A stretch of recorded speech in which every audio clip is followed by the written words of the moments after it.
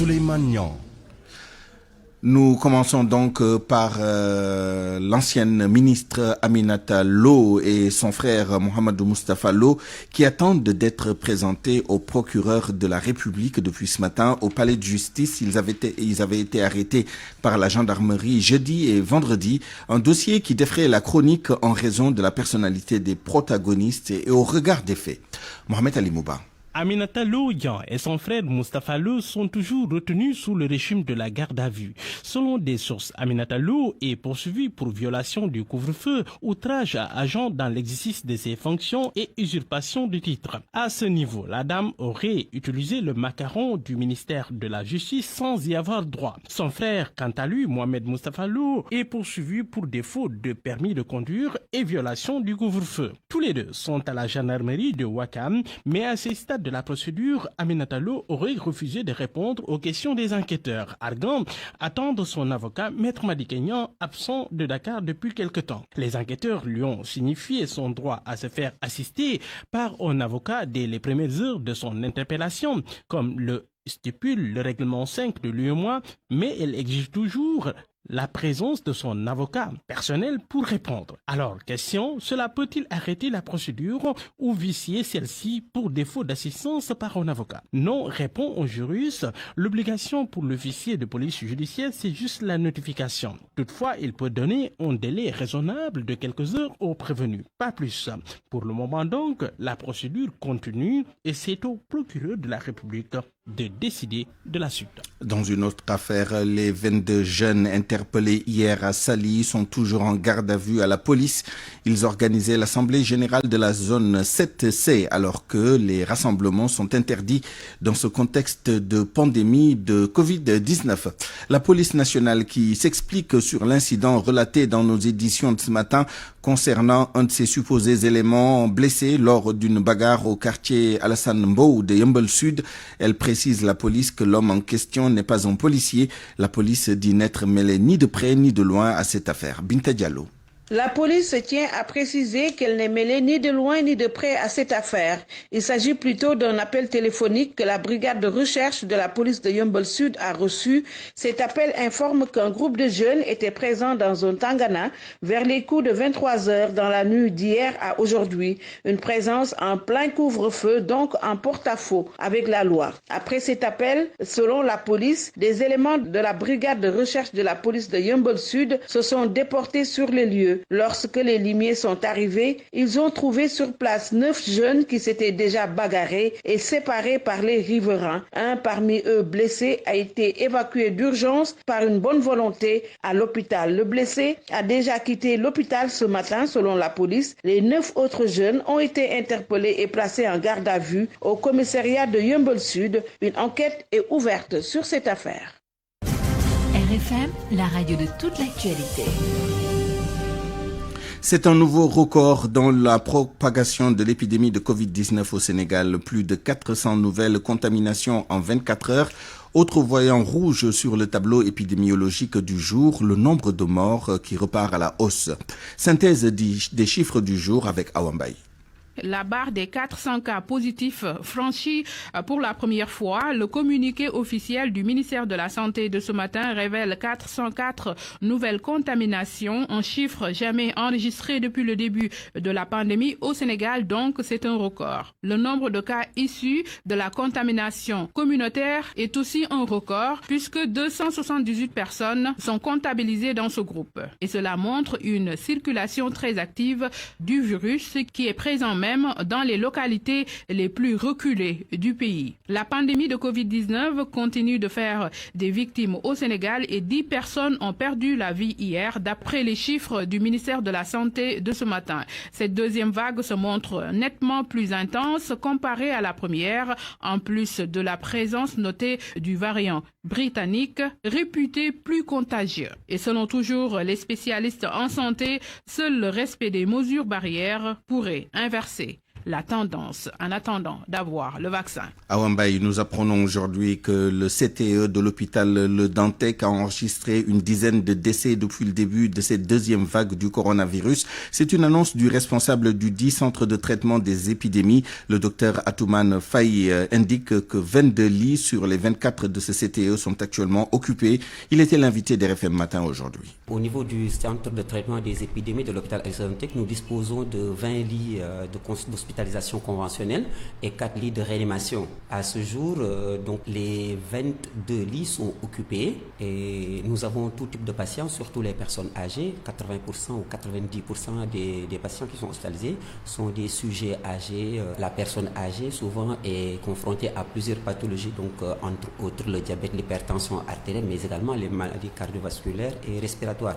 Mais ce qui fait que maintenant ces pathologies rendent très vulnérable cette personne âgée avec une susceptibilité très accrue aux infections. Et malheureusement, ces infections qui peuvent les emporter très facilement. De votre CTE, vous avez enregistré combien de décès depuis le début de la pandémie? Bon, nous avons enregistré une dizaine de décès parce qu'il ne faut pas oublier que nous avons également un service de réanimation qui accueille les patients qui sont à un état très critique. D'ailleurs, comme hier soir, on a perdu un patient qui est hospitalisé depuis une dizaine de jours dans un état très critique.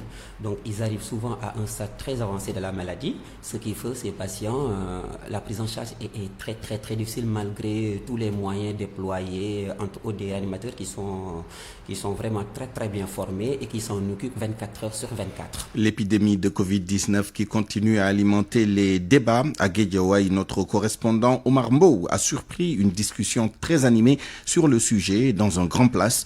Si certains semblent très au fait de l'évolution de l'épidémie, d'autres continuent de nier l'existence du virus et des ravages que font le SARS-CoV-2 et les variants.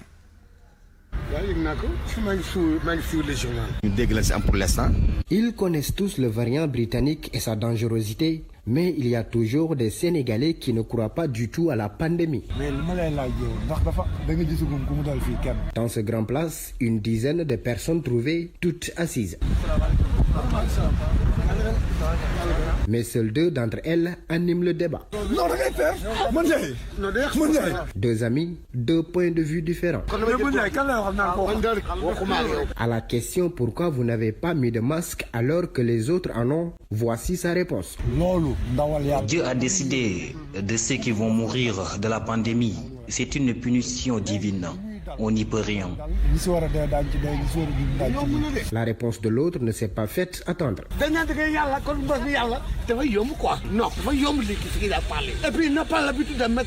Il le critique farouchement même.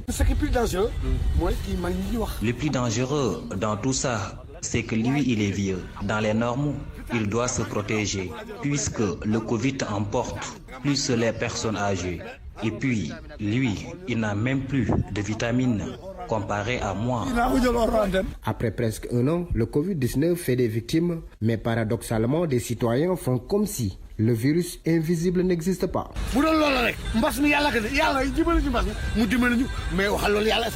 RFM Guédiawaye, Omar Mbow. Dans la lutte contre le coronavirus au village Lébou de Yoff, beaucoup de gens font fi des mesures barrières. Là-bas, les grandes places ne désemplissent pas en violation de la loi qui interdit les rassemblements. Le port obligatoire du masque n'est pas respecté non plus.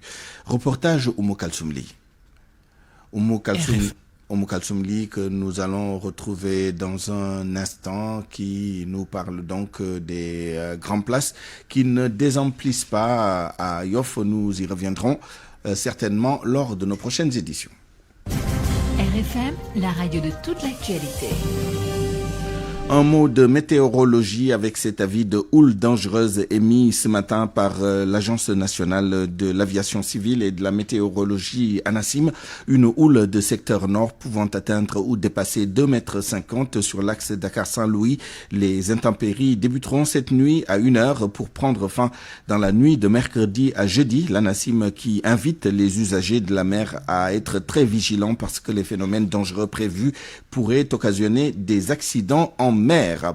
Les transporteurs disent non à la politique de zéro tolérance annoncée par le ministre des Transports dans le cadre de la lutte contre les accidents mortels sur la route. Ils estiment que cette menace de Mansour Faye ne va pas lutter contre ces accidents. Ces transporteurs dénoncent l'état des routes et les transports irréguliers. Ils ont tenu une réunion à Joal. Abdourahmane Diallo. Les transporteurs du Sénégal mettent en garde leur ministre de tutelle. Ils demandent à Mansour Faye d'arrêter les menaces. La tolérance zéro est loin d'être une solution pour lutter contre les accidents. Alassane Ndoye, secrétaire général du syndicat des travailleurs du transport routier du Sénégal. La tolérance zéro est une lourde sanction. Et ce genre de sanction peut perturber tout chauffeur. Et quand un chauffeur est perturbé, je pense bien qu'il ne peut pas faire son travail tranquillement. Donc nous demandons au ministre de ne pas mettre en œuvre cette menace. De toute façon, c'est pas la tolérance zéro qui va régler ce problème. La seule solution, c'est une discussion entre chauffeurs.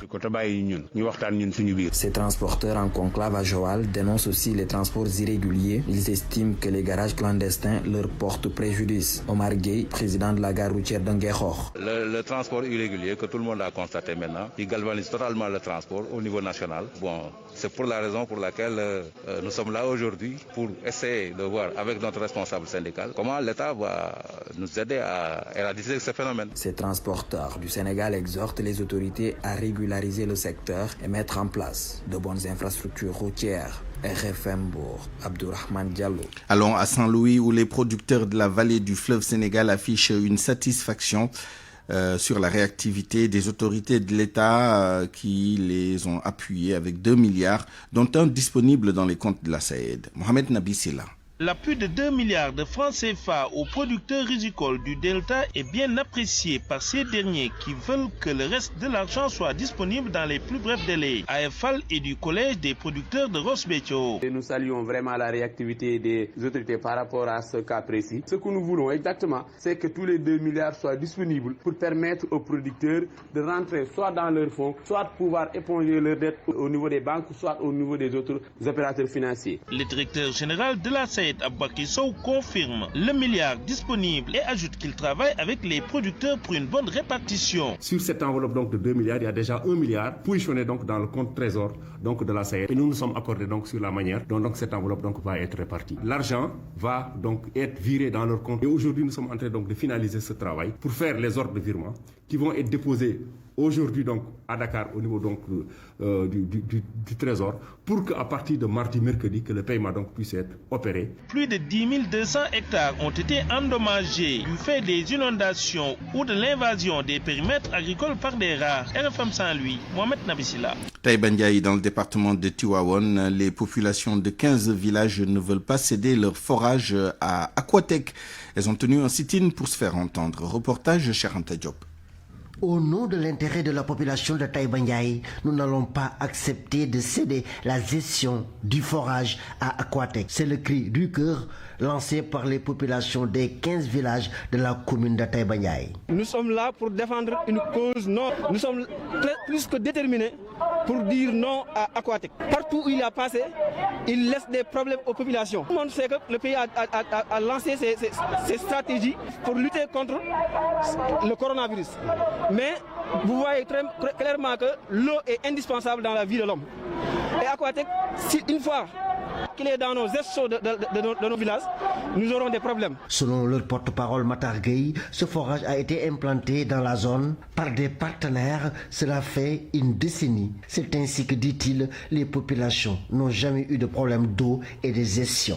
On a un comité ici présent. Il gère la gestion de notre forage dans les meilleures conditions. Nous n'avons pas le problème de l'eau. Quand il vient ici pour faire la passation de service, il va passer dans nos tombes pour occuper cette forage. Et vous voyez que ces 15 villages représentent ce forage. On va prendre notre responsabilité en main. Pour ce faire, le collectif des 15 villages de Taïba Ndiaye compte engager les chefs de village pour qu'ils tiennent une rencontre avec le sous-préfet de Meouane et le préfet de Tivaouane afin de trouver des solutions heureuses. RFM Thiès, Cheikh Anta Diop. Retour sur la lutte contre le coronavirus. Je vous le disais, au village Lébou de Yoff, beaucoup de gens font fi des mesures barrières. Là-bas, les grandes places ne désemplissent pas. En violation de la loi qui interdit les rassemblements, le port obligatoire du masque n'est pas respecté non plus. Reportage Oumou Kalsoumli. Un vent de fraîcheur souffle sur la plage de Yoff.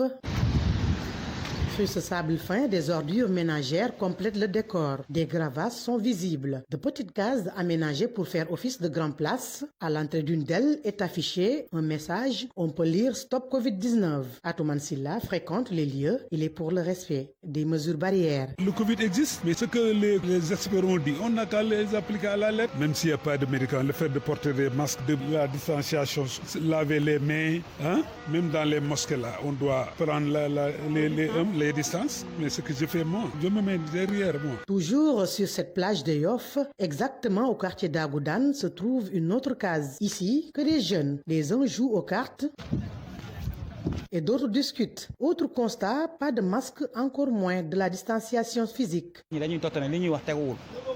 Parce que nous exigeons aux gens un masque par force. C'est difficile d'appliquer les mesures barrières, de les respecter. Comme vous le voyez, personne n'a mis son masque. Même moi qui vous parle. C'est trop risqué.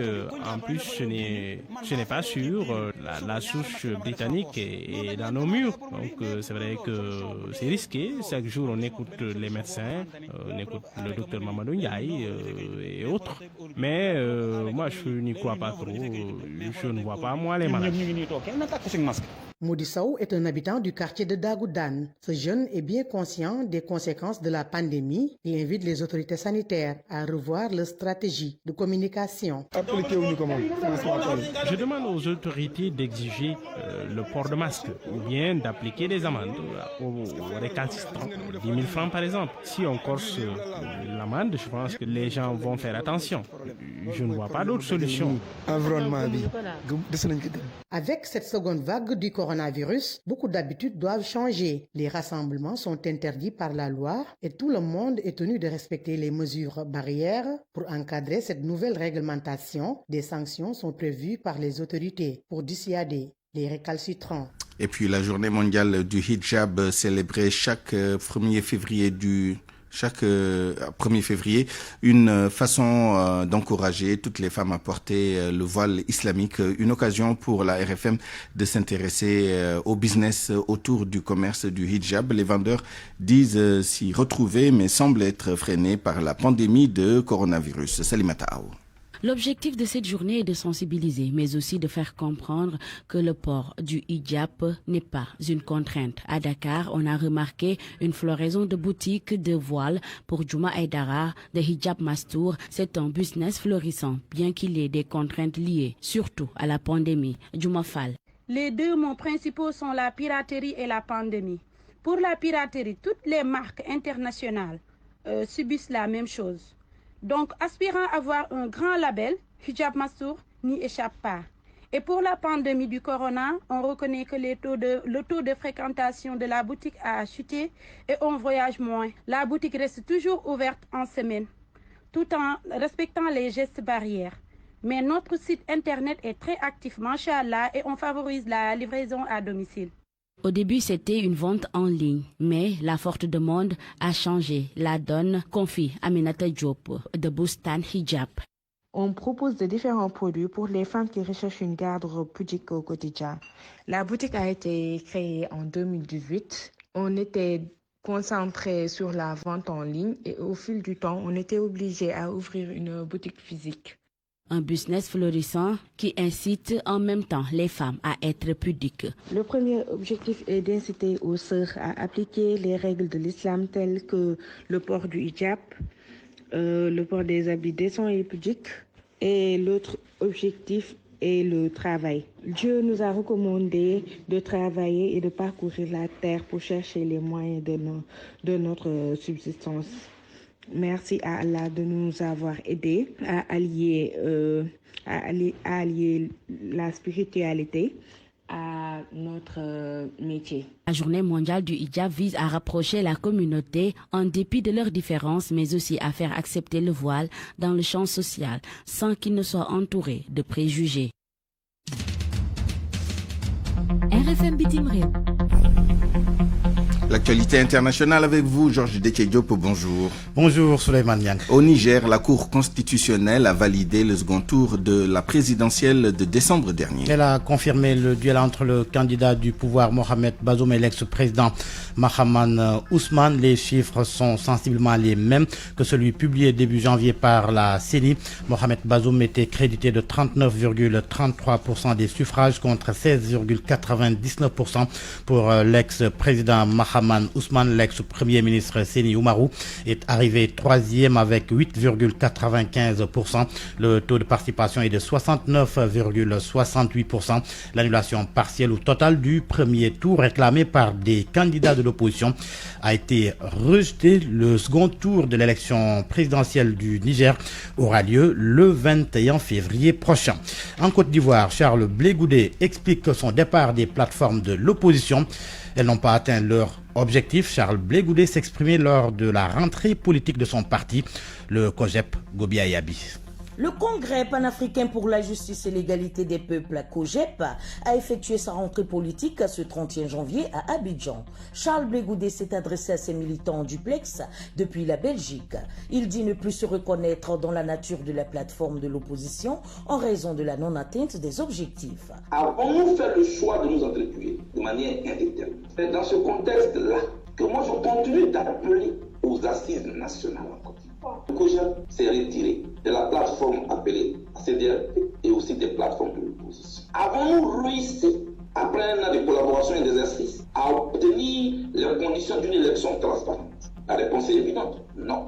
Une plateforme qui devait se battre pour obtenir des conditions d'élection transparentes et non violentes. Au moment où nous sortons de la CDRP, mais parce que ça n'a plus à changer. La CDRP est devenue une plateforme à but électoral. Puisque dans notre pays, l'élection présidentielle a été des plus violentes. Mais nous n'avons pas pu atteindre nos objectifs, ni partiellement, ni totalement. Pour rappel, Charles Blé Goudé avait dissous le conseil exécutif national du COGEP le 28 janvier dernier. Une décision qui met au grand jour les divergences d'opinion entre Blé Goudé et le FPI de son mentor Laurent Gbagbo. La tendance communément appelée GOR a décidé d'aller aux législatives alors que le COGEP s'y est formellement opposé. Ici à Abidjan, Gobia Yabi pour RFM. Somalie, à présent, la capitale Mogadiscio, une nouvelle fois frappée par les combattants du groupe Al-Shabaab. Ils ont attaqué dans la soirée d'hier un hôtel du centre de Mogadiscio. Le bilan provisoire fait état de 9 morts et une dizaine de blessés. Une voiture piégée a explosé devant l'hôtel Afrique situé près de l'aéroport. Puis des hommes armés ont investi l'immeuble, échangeant des coups de feu avec les personnels de sécurité. Le groupe islamiste des Shabaab a revendiqué l'attaque. En Birmanie, l'armée s'empare à nouveau du pouvoir. Elle a pris le pouvoir ce matin lors d'un coup d'État contre le gouvernement démocratiquement élu de Aung San Suu Kyi. La dirigeante birmane et plusieurs hauts représentants de son parti ont été arrêtés lors d'une opération menée à l'aube. La télévision militaire annonce que l'état d'urgence avait été déclaré pour 1 an et que le pouvoir a été transféré au nouvel homme fort du pays, le commandant en chef Minang Lang. Le coup d'État intervient après que les tensions entre le gouvernement civil et l'armée se sont accrues à la suite d'une élection contestée. La Birmanie était dirigée par l'armée jusqu'au début des réformes démocratiques en 2011. Et pour terminer, Black Lives Matter, proposé pour le prix Nobel de la paix 2021. La candidature du mouvement contre les inégalités raciales a été déposée par Peter Eid, un parlementaire norvégien. Il considère que le mouvement est devenu l'un des plus puissants au monde de la lutte contre l'injustice.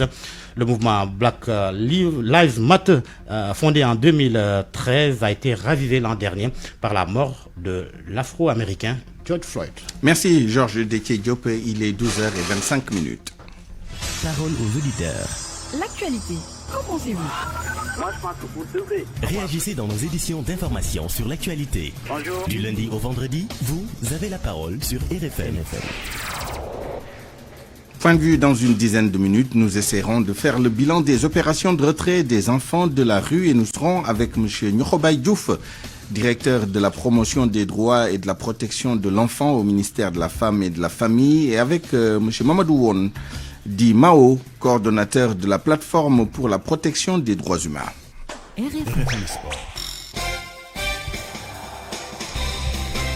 Malal Diagne Junior, bonjour. Bonjour Suleiman. Le journal des sports que nous commençons avec la présidence de la CAF, Ahmad Ahmad retrouve son poste de président. Après avoir été suspendu 5 ans par la FIFA, le Malgache a été réhabilité sur décision du tribunal arbitral du sport en attendant son jugement. Un retour aux affaires qui vient donc redistribuer les cartes au niveau de la course à la présidence de la Confédération africaine de football, élection prévue le 12 mars prochain au Maroc. Donc pour certains observateurs, ce retour pourrait être bénéfique au candidat sénégalais Maître Augustin Senghor, qui a toujours clamé haut et fort sa loyauté envers Ahmad Ahmad. Abdoulaye Thiam, président de la NPS, qui suit de très près cette course. Le seul qui a été fidèle et loyal envers Ahmad, c'est bien Maître Augustin Senghor. D'ailleurs, ce qui a retardé la déclaration de sa candidature, c'est parce qu'il fallait assurer qu'Ahmad n'allait pas faire partie de cette course. Donc, contrairement aux autres, j'ai mon œil. Ahmad n'a pas été réhabilité. Il y a une suspension, tout simplement, de la décision qui avait été prise par la chambre de jugement du code d'éthique de la FIFA, qu'il avait suspendu de toute activité. Les cartes devraient être redistribuées. Au contraire, moi, j'y vois plus l'avantage dans Augustin Senghor que pour Patrice Motsepe. Pour la bonne et simple raison, n'oublions pas quand même, Ahmad est issu de la zone Kosafa, dont on dit aujourd'hui à tort ou à raison, est acquise à la cause de Patrice Motsepe. Aujourd'hui, si Ahmad est remis sur scène, si Ahmad rentre dans la course au soir du 2 mars prochain, date de la sentence, mais dites-vous bien qu'il y aura forcément aussi fédérations en Afrique australe qui n'hésiteront pas d'aller continuer à soutenir le président Ahmad. N'oublions pas qu'avant cette sentence, il y a eu 46 fédérations sur les 54 qui avaient clairement déclaré leur soutien au président Ahmad. Mais nous n'en sommes pas là. Ce qu'il faut aujourd'hui retenir, c'est que la remise sur scène d'Ahmad ne peut pas porter préjudice à la candidature d'Augustin Senghor. Au contraire, si préjudice il y a, c'est plutôt pour Patrice Motsepe. Le CHAN, on connaît le dernier tableau pour les demi-finales avec le Mali qui va croiser la Guinée. Le Maroc, détenteur du trophée, va jouer contre le Cameroun, pays organisateur. Samuel Eto'o était au stade avec Ayatou à l'occasion des quarts de finale. Il a assisté à la qualification des Camerounais. C'était devant les Congolais. Fin de la 5e journée des Ligues 1 et 2, le Giraffe et la Linguère réalisent de bonnes affaires. La Linguère d'abord en Ligue 2 qui est seule désormais en tête de cette Ligue 2 sénégalaise après sa victoire hier devant l'Union sportive de Ouakam. Une victoire savamment orchestrée par le coach adjoint de la Linguère de Saint-Louis qui était sur le banc puisque le coach titulaire s'est envolé en noces après son mariage. Samba Ndiaye au micro de nos confrères de Teranga FM. On savait que ça n'allait pas être du tout facile parce que Ouakam ne veut pas se faire distancer. Il fallait tout simplement essayer de jouer un match intelligent parce qu'ils avaient un retard qu'ils voulaient combler coûte que coûte. Sur ce fait, donc il nous fallait tout simplement, même en étant à domicile, leur faire croire qu'on joue le match nul tout en étant intelligent pour essayer au moins de scorer. N'empêche, il y a eu des opportunités qui se sont présentées pour eux. Heureusement pour nous, elles ne sont pas concrétisées. Et nous, sur un fait de jeu, on a obtenu un penalty, ce qui nous a permis de marquer. Donc nous reconnaissons aussi qu'en premier mi-temps, nous avons connu des hauts et des bas. Peut-être que c'était l'enjeu du match. Et tout compte fait, on s'en sort. Nous constatons que depuis 2 matchs, on parvient à mener au score à la première mi-temps. Et en deuxième mi-temps, on reste solide. Au classement, la Linguère avec 13 unités est première, deuxième Keur Madior, suivi de l'Amitié FC avec 10 points au compteur. Hier, le choc entre les équipes qui sont en compétition africaine, Teungueth FC et le Giraffe a tourné en faveur des Médinois. Les joueurs de Maïda sont allés battre sur ces terres Teungueth FC par 2-0. Une victoire du Giraffe qui redistribue toutes les cartes puisque désormais, sur le trio de tête, on retrouve 3 équipes, à savoir l'équipe de Djambar, Teungueth FC et le Giraffe. Elles comptent toutes, chacune, 10 points au compteur, Suleiman. Merci Malal Junior Diagne, il est 12h30. La presse de ce lundi 1er février 2021, lue et commentée par Georges Déthié Diop. À quand les élections locales? Le chef de l'État les veut en 2021. C'est en tous les cas ce que confie Ismaïla Madior Fall dans le quotidien LAS. Le constitutionnaliste et ancien ministre de la Justice estime que le souhait du président de la République est d'organiser les locales au courant de cette année. Mais Ismaïla Madior Fall indique que c'est le dialogue national qui a dit qu'il faut au préalable audité le fichier qui avait déjà un taux de fiabilité de 90% à la veille de l'élection présidentielle et qu'il fallait aussi évaluer le processus électoral.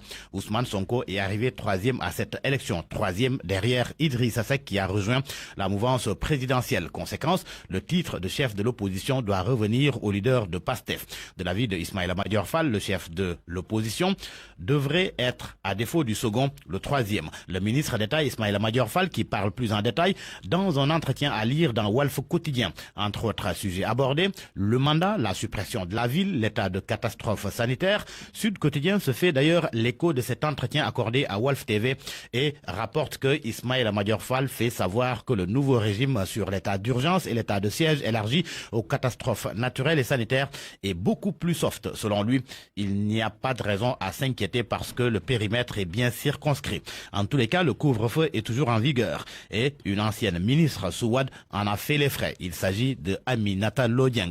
Elle a été arrêtée pour violation du couvre-feu. L'Observateur informe qu'elle sera déférée au parquet aujourd'hui si les nombreuses interventions entreprises durant le week-end ne l'ont pas sauvée. L'Obs rapporte qu'en plus des infractions de violation du couvre-feu et outrage à agent, Aminata Lodieng est accusée de faux et usage de faux pour avoir utilisé un faux laissez-passer du palais de justice pour tromper la vigilance des forces de défense et de sécurité.